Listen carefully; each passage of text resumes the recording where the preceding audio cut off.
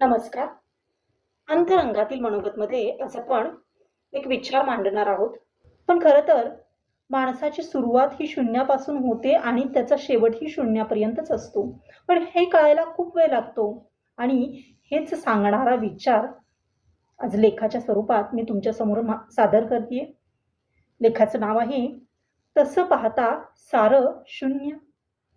माणसं म्हणतात, सोशल मीडियावर काम करताय? हो, पण चांगलं टाकूनही पाहत नाहीत.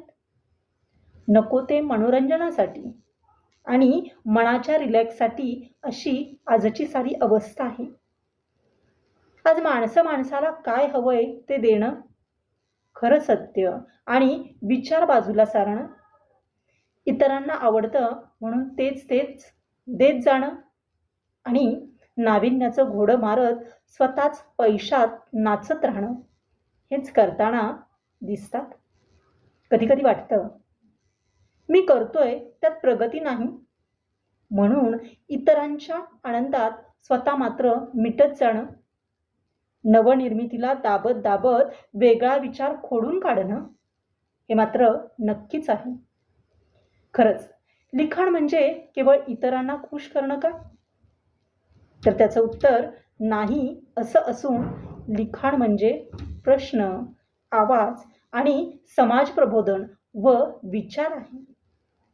म्हणून कदाचित असं म्हणावं वाटतं, प्रगतीचा घडा भरताना आपला विचार हा त्यात टाकलेला खडा आहे. म्हणून कदाचित असं म्हणावं वाटतं की प्रगतीचा घडा भरताना आपला विचार हा त्यात टाकलेला खडा आहे. तसं पाहिलं तर सगळं आयुष्य म्हणजे शून्य.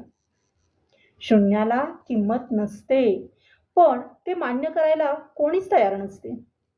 म्हणून भरत जाणारा घडा शून्याला सावरतो आणि नवनिर्मितीला चालना देत नवचैतन्याला बहार आणतो.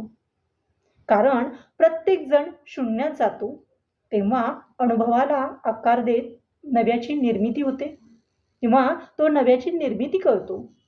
म्हणून जीवनातील शून्य भाव हा संपणं, मिटणं किंवा शेवट नसून पुन्हा नव्यानं उठणं आहे.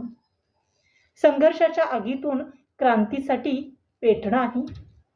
असा हा तसं पाहता सारं शून्य हा लेख तुम्हाला कसा वाटला ते तुम्ही कमेंट बॉक्समध्ये नक्की कळवा. चला तर मग भेटूया पुन्हा एकदा नवीन विषयासोबत. तोपर्यंत धन्यवाद.